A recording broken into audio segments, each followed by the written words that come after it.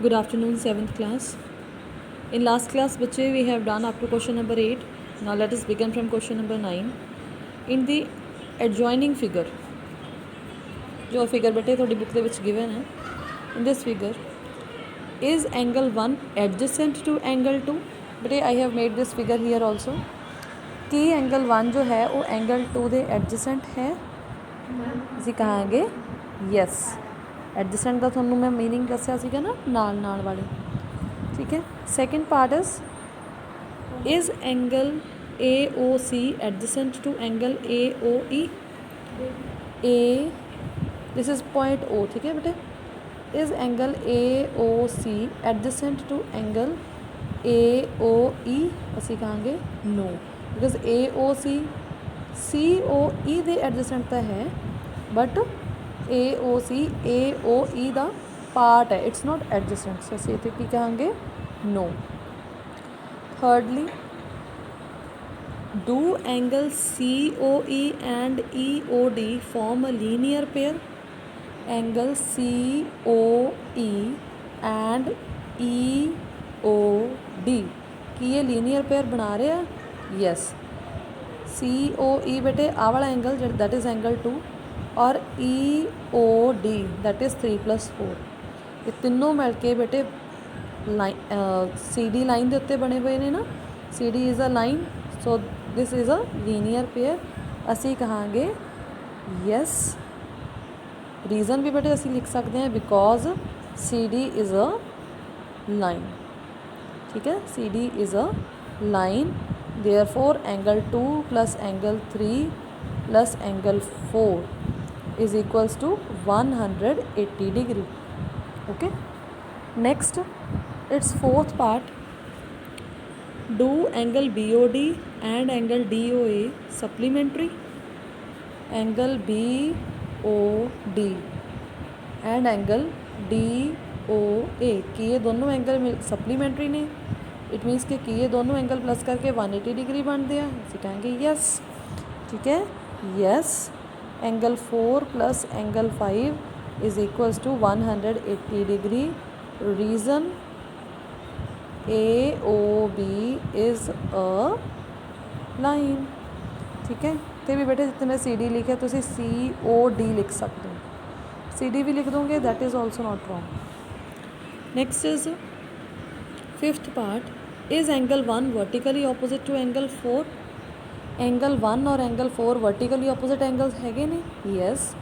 आ देखो बेटे सी O D एक लाइन है ए ओ बी एक लाइन है ठीक है क्रॉस का साइन बन गया बाकी कहांगे यस ओके। यस और नो दे विच ही बेटे मेनली आंसर्स देने ने। Next sixth part is what is the vertically opposite angle of angle 5। Angle 5 का वर्टिकली ऑपोजिट एंगल की है 2+3 that is COB angle COB ठीक है। इसे इतने लिख सकते हो that is angle 2 plus angle 3 ठीक है। This is the best way to write angle COB ठीक है। Next moving to question number 10 indicate which pairs of angles are vertically opposite angles. हम बेटे फिगर गिवन है थानू ठीक है। I am making this figure for you in my notebook. Now vertically opposite angles बेटे इत्थे वर्टिकली ऑपोजिट दे केड़े केड़े पेयर्स ने। सब फर्स्टली इनू नाम दे दिन्ने आ A B C D E. Now बेटे और सेंटर वाला जिहड़ा पॉइंट है इनू असी नाम दे दिन्ने आ ओ ठीक है।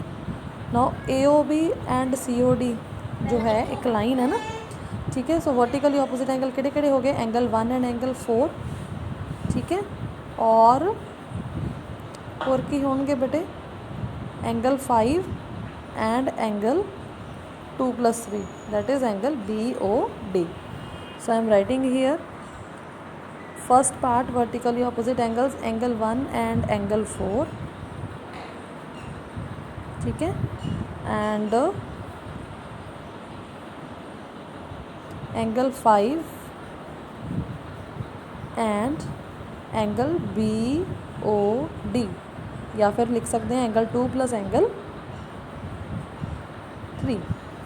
सेकेंड इज लीनियर पेयर किहड़े किहड़े ने। लीनियर मीनस 180 डिग्री बनना चाहिए। So A O B is a line, so angle 1 plus angle 5, ठीक है। Angle 1 and angle 5 linear pair because A O B is a line, ठीक है। A O B is a line. Secondly होर केड़ा बेटे linear pair बनेगा, angle 2 plus 3 plus 4, ठीक है। That is angle A O E plus angle B O E. Angle A O E, ठीक है, A O E plus angle B O E and angle B O ई। ये बेटे आ गया ए O B क्योंकि line है, ठीक है। वो उधरली साइड वाले up side and down side linear pair बन के। एक और भी असी लिख सकते हैं बेटे angle A O D and angle B O D. Angle A O D and angle B O D, ठीक है। ओके बेटे, सो 3 लीनियर पेयर्स हो गए एंड 2 वर्टिकली ऑपोजिट एंगल्स हो। Now moving to question number 11। In the following figure बेटे, figure बनी हुई है। Is angle 1 adjacent to angle 2, give reason. Angle 1 और एंगल 2 एडजेसेंट है बेटे, यस और नो, और वो अकॉर्डिंग असी रीजनस देने हैं। वी विल से नो, ठीक है। Angle 1 is not adjacent to angle 2, adjacent नहीं है। क्यों नहीं है, बिकॉज उन्होंने जी वर्टेक्स है बेटे वो कॉमन नहीं है, ठीक है। जे नाल एक लाइन लगी होंगी नाल वाला एंगल होंदा, ठीक है ना, वर्टेक्स का सेम होवे तां ही वो एडजेसेंट होंगे, because they have no vertex common, ठीक है, या no common vertex, they have no common vertex. Next moving to 12th question. Find the values of X Y and Z in each of the following. X Y और Z की value find out करनी है बेटे। You have to do first part yourself, ठीक है। Vertically opposite वाली property और linear pair वाली प्रॉपर्टी लगानी है। I am solving second part for you, okay. I have made a figure for you now बेटे। Look at this line. This is the sign of cross. Now z is equals to 40 degree, vertically opposite angles, ठीक है। तो firstly मैं लिखांगे कि z is equals to 40 degree, reason is vertically opposite angles। Next हुण असी find करना है कि x + 25 जो है वो y के बराबर होगा। लेकिन बिफोर दैट असी कहांगे बेटे इनू नाम दे दिन्ने हैं, ठीक है।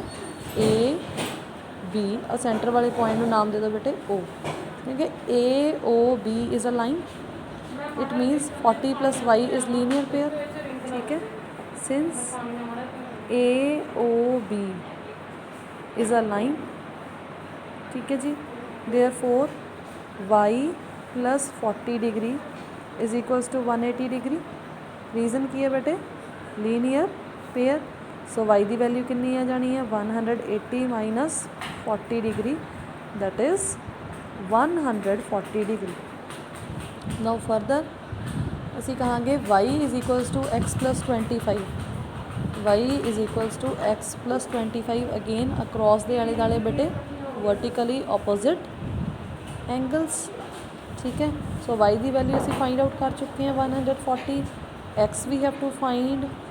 सो पुटिंग दिस वैल्यूज़ x की वैल्यू की आ जानी है बेटे 140, आ वाले जो 25 है दूसरी साइड ले जाएंगे, ठीक है, माइनस है 25। सो x की वैल्यू कितनी आ गई बच्चे 115 degree, okay.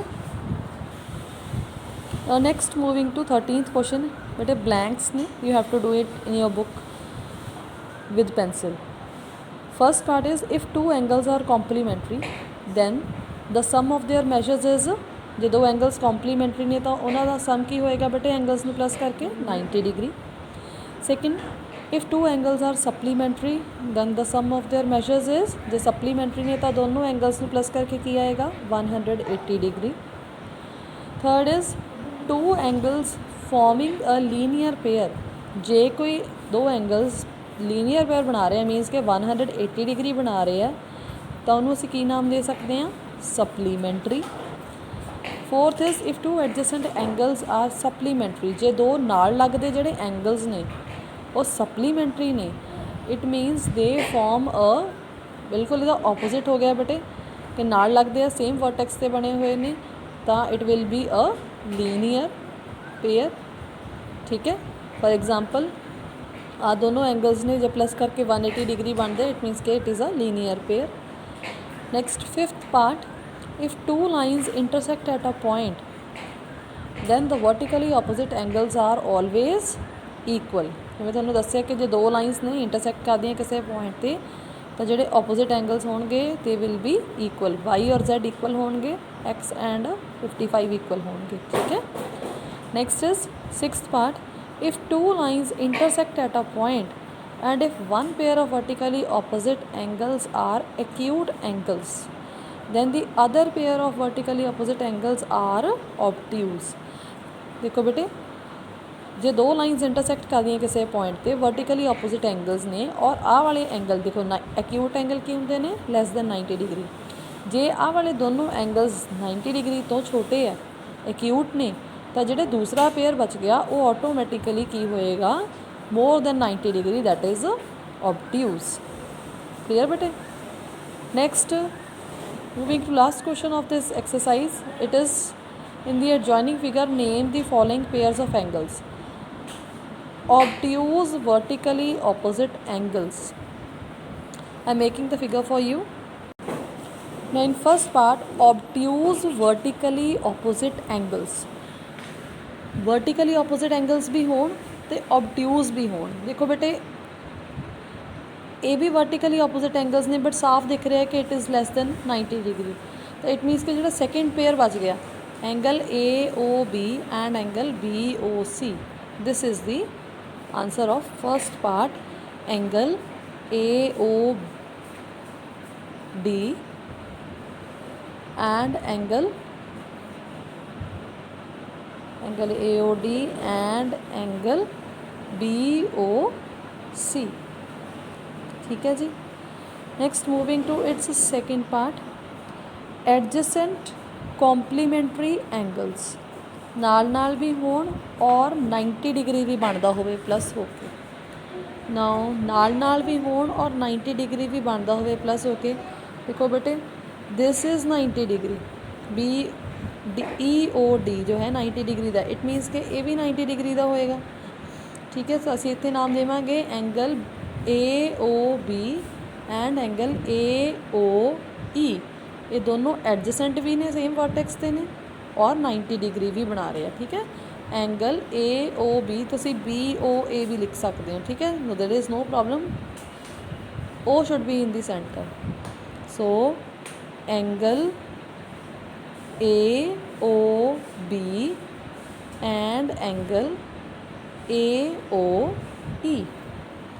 Next moving to its third part, equal supplementary angles, supplementary भी बनते होण और दोनों एंगल इक्वल भी होण। तुहानूं दस्सिआ सी बेटे कि एक 90 डिग्री ही इदां दा एंगल लैंदा जदों कि दोनों ही एंगल 90 डिग्री दे भी होण ता ही 90 + 90 180 बनेगा ना supplementary. So here we will write angle BOE and angle EOD। ठीक है, angle BOE and angle EOD।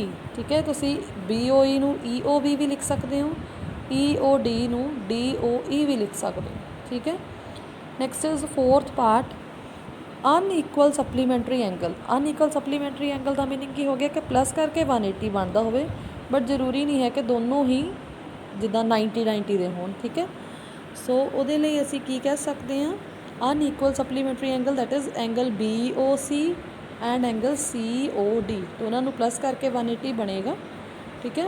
But एक एक्यूट है एक ऑब्ट्यूज है। So angle BOC and angle DOC या COD।